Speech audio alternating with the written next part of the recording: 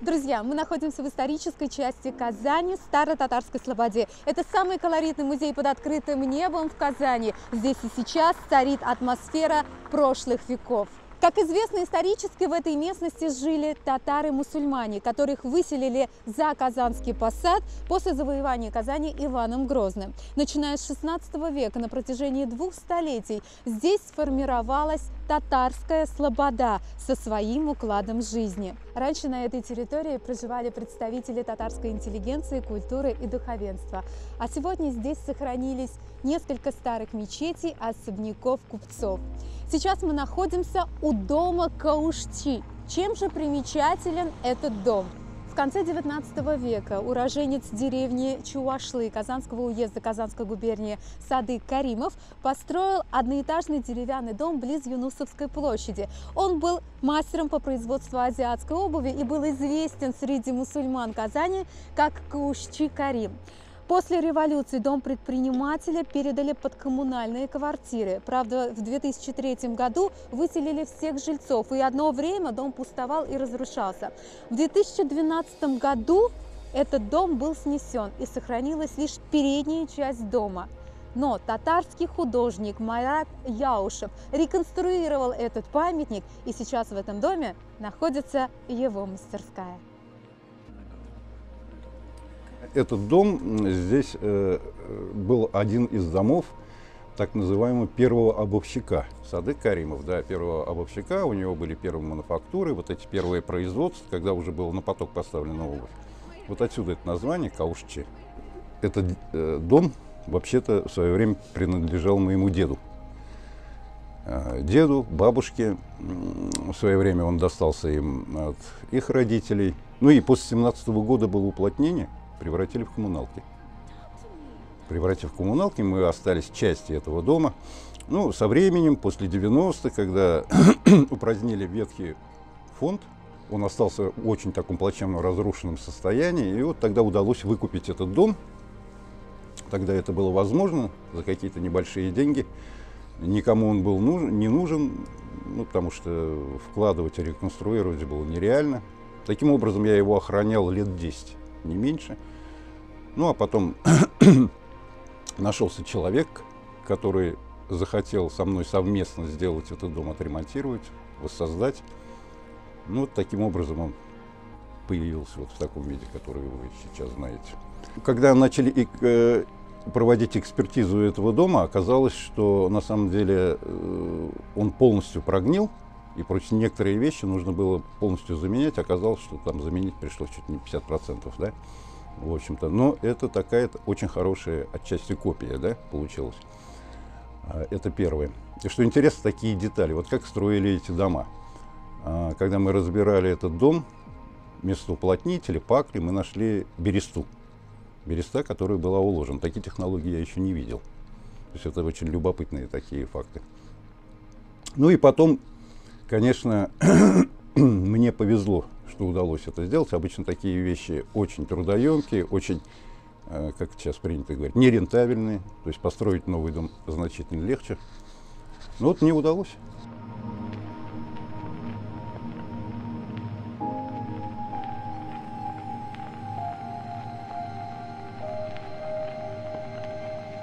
Ну вот, в общем, что я хочу сказать на предмет вот всей моей, ну, условно говоря, коллекции. Хотя я не коллекционер, а собиратель, скорее всего, да? То есть у меня нет какой-то направленности. Я собираю просто предметы винтажные и интересы по своему внешнему виду. Ну, вот я уже говорил, что начинал с того, что я собирал натюрмортный фонд, чтобы рисовать эти предметы. Но в дальнейшем это вот в такое увлечение вылилось. И вот сейчас я не могу остановиться, продолжаю собирать это барахло, ну, в кавычках барахло. Вот. Ну, философская сторона этого дела такова. То есть каждый предмет, который здесь есть, он не в единственном экземпляре, да, но это уже не ширпотреб, это вещь, которой никогда не будет. Ни в эстетике производства современного мира. Был аналоговый мир, Сейчас мир цифровой. Любая механика — это уже сейчас просто все винтаж, все интересно. Подход не как у коллекционера. Если вещь интересна сама по себе как объект, отчасти уже как и арт-объект, я, конечно, мимо не пройду. Поэтому отсюда и эти весы, которых не будет никогда, и никогда не будут мерить этими весами различные. Есть вот такие планковые, есть вот более классические весы. Или даже вот это достаточно такой простой фонарь, такой брутальный, мощный фонарь. Это 20 век, 70-е годы, 70-е, 80-е годы их перестали уже выпускать. Даже эти предметы, которые имеют там 20-30-летнюю давность, их не будет никогда. То есть эстетика перешла в более такие материалы, перешли в более простые вещи, как пластик, металл, если он тонкий. Ну, как говорят старики, всегда, раньше всегда все было лучше. Вот. И это все лучше на самом деле.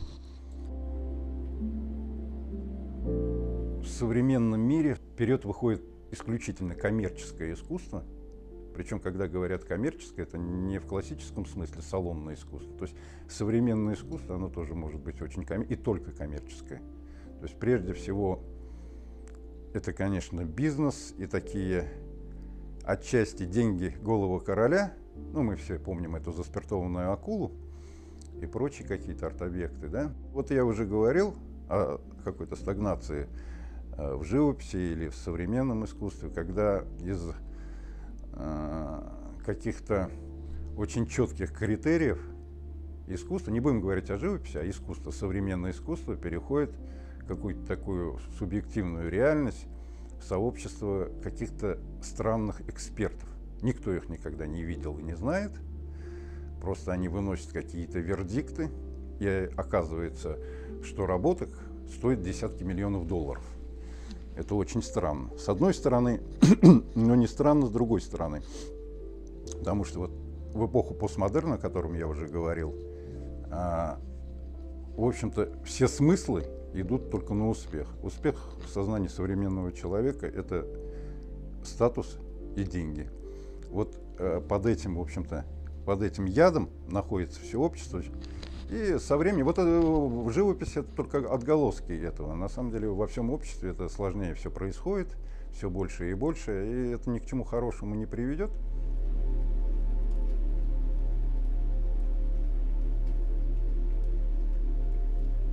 Вот есть еще щипные иконы, которые не в очень хорошем состоянии, но в хорошем состоянии я их и не видел. Это как раз вот те редкие иконы, которые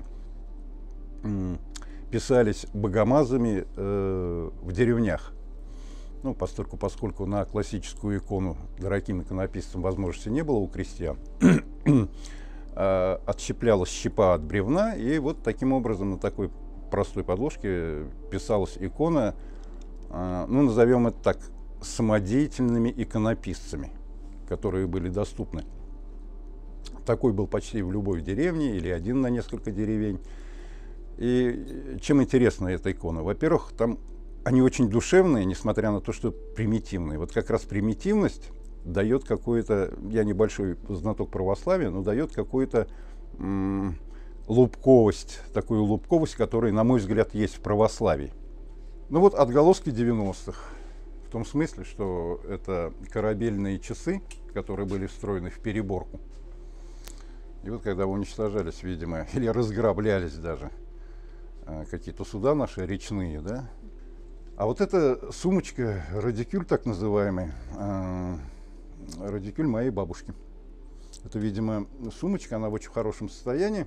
В таких сумочках из кожзаменителя, даже не знаю, что это такое, какой-то материал вообще дубовый. Женщины, девушки там, в 20-30-е годы ходили в театр на выход, так называемый. Но это уже совдепи, я так думаю. Это во времена НЭПа. Лапоть, но сделанный в форме ботинка и с деревянной подошвой. Я лично такого никогда не видел. Это двуручная пила, так называемая. Двуручная в том смысле не в классическом понимании, когда дергают с двух сторон. Это вот пила, которая предназначена для распилки бревен вдоль. Не поперек, а вдоль. Это как раз вот эти балки, которые пилили. Мы иногда в хронике видим, да, они тащат там сверху вниз. вот это очень любопытный такой настоящий предмет.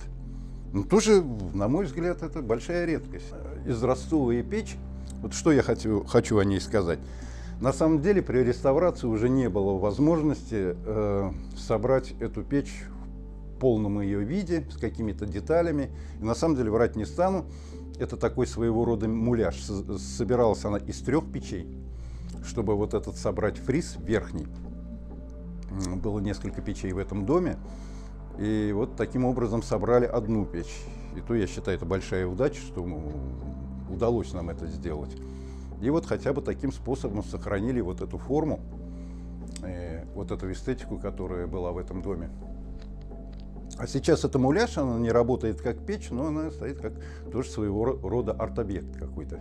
Это аутентичные наличники, я их грехом пополам как-то законсервировал, отреставрировал, что возможно сделал. Выкидывать их, конечно, нельзя, потому что это тоже аутентичные абсолютные вещи. Я вот такой ход нашел, решение, чтобы предмет, скажем так, декор экстерьера выявить вот в интерьере, использовать его. В последнее время я хожу на рынок. Раньше можно было ездить по каким-то объявлениям, но сейчас есть рынок блошиный, который, ну, не то чтобы расцвел, в плане объема, да, предметов, конечно, сейчас интересных меньше. Выбрали все в 90-е годы. Ну, каждое воскресенье я там. Это не значит, что я там собираю весь мусор, но, как говорится, хожу для души. Если что-то увижу, то обязательно приобрету. Удается найти. Да, да. Ну, я люблю писать и очень простые вещи, которые дают такой кайф творчества, размазаться как-то, я не знаю, как-то почувствовать цвет, похулиганить. Это вот какие-то всплески вот такие цветовые, поэтому много цветов. Да, пионы я люблю. Этот цветок очень красивый, он такой мясистый, такой очень фактурный. Кстати, очень для живописи такой а-ля прима, какой-то экспрессивной живописи, очень хороший этот цветок. Я намеренно показал такую, в общем-то, ну, скажем так, не очень легкую для восприятия композицию. Вот. Ну, это достаточно абстрактная вещь.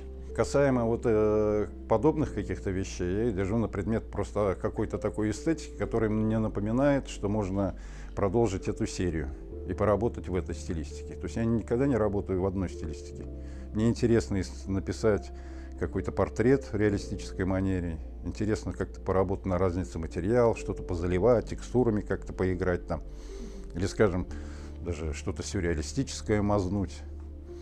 Мне вообще непонятно и странно, когда человек может работать в одной манере всю свою творческую жизнь. Я вам скажу так, да, иногда очень легко все идет и пишется достаточно быстро. Ну, с учетом того, что живописью я уже лет 30 занимаюсь профессионально. То, что касается, рисовал ли кто до меня в моем роду, да, ну, отец, да. У отца была интересная такая фишка. Он не был художником, но он очень любил делать наброски. Причем всегда набрасывал почему-то обнаженную натуру. Видимо, будучи настоящим мужиком. Ну, это действительно так. Он очень красиво умел набросать, ну, как самодеятельный художник, можно его назвать, какой-то одной линией. Какой-то или профиль женский, или обнаженную натуру. Вот таким образом это, конечно, происходило, да. Ну, так, чтобы у нас были какие-то корни у Яушевых в живописи, нет, такого я сказать не могу. Исчез Союз, появилась Россия, начали создаваться всякого рода творческие союзы неформального толка. Когда нужно было уже отходить от соцреализма и делать что-то такое, ну, необычное для нашей страны. Вот тогда мы создали здесь, в Казани, арт-группу «Достан». Это где-то 93-й год. Вот с этого началась какая-то выставочная деятельность. Мы уже писали так называемые какие-то левые картины, то есть что не касается реализма, это могла быть абстракция какая-то, сюр какой-то, что-то такое, то, что тогда не очень воспринималось. В дальнейшем, как это все и бывает, был, кстати, в то время очень интересный такой интерес к живописи. И у нас, и в Москве иностранцы очень много интересовались Россией. Но это такой был подъем, на самом деле, когда на сломе эпох обычно так происходит. Ну вот это, собственно, то место, где я работаю. Да, основное время я провожу здесь или наверху, когда мне дневной свет нужен. Ну, вот, примерно вы себе представляете, так выглядит вот мастерская художника, такой творческий беспорядок. Вот эти портреты, это оставшиеся портреты из более такой обширной серии. Аксенов, Габдулла Тукай, ну, сразу перепрыгнем Чулпан Хаматова. Это вот все работы из серии «Люди нашего города», в том смысле «Люди нашего города», что известные персонажи, которые родились в Казани. Это «Белый волк» называется работа. Есть несколько вариантов этой работы. Вот первый вариант, он написан лет около 30 назад. И это совсем недавняя вещь, уже другая интерпретация в другой гамме. Ну, такого рода, конечно, можно сказать, что здесь есть отсылки к Эрнсту Фуксу. Если быть честным, мы все стоим на плечах каких-то гигантов. Да, есть эта эстетика, но я думаю, что это переработано настолько дальше, что имеет самостоятельное звучание. Сейчас такой период, когда на самом деле, я не скажу, что живопись в загоне, да, но точно не ренессанс живописи. Отчасти это касается, ну, искусства вообще, в моем понимании, да, вот этот момент, который появился даже в терминологии, постмодерн. Вот постмодерн – это такая лукавая штука. Что такое постмодерн? Если кто-то не знает, я объясню, даже искусствоведам. То есть это такой набор стилей и направлений, замешан, ну, скажем так, без особой логики. Но ничего в этом плохого нет. Да? Раньше вообще-то это смешение стилей называлось эклектикой. Сейчас туда добавилось еще новые тренды. Эти все жаргонизмы ближе молодежи будут такие, как стёб, например. Да? То есть если эклектика, замешанная на стёбе и на каких-то современных мемах, вот это уже постмодерн. А на самом деле, что такое постмодерн? Это самый настоящий кризис искусства.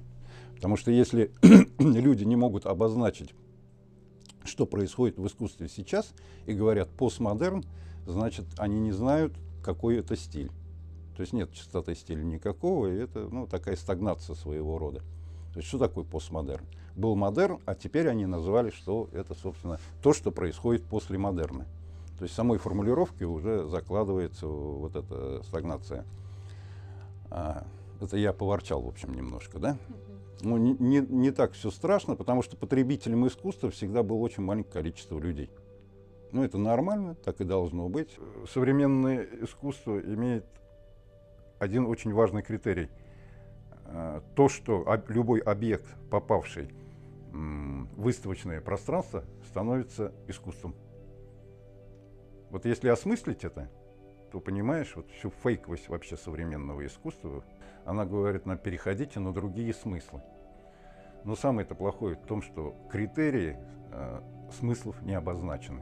В общем и в целом, среднему обывателю, когда говоришь, что это прекрасное произведение, гениальное, и показываешь там на заспиртованную акулу или на экскременты, которые покрыты бронзовой краской, да, он начинает в этом находить что-то. Тут в свое время Образцов здорово сказал: если, говорит, смотреться долго в начищенный кофейник, то и жениха можно увидеть. Вот это как раз тот случай, когда, собственно, это можно перенести на такие области. Вот что такое мода на самом деле? Условно говоря, несколько кутюрье диктуют какие-то тренды. Они, конечно, напрямую не работают на обывателя, но перерабатываясь через какой-то там какие-то там, я не знаю, уличную моду и прочее, эти отголоски все равно срабатывают. А на самом деле несколько человек навязывают свои субъективные вкусы обществу. Вот возникает вопрос, нормально ли это?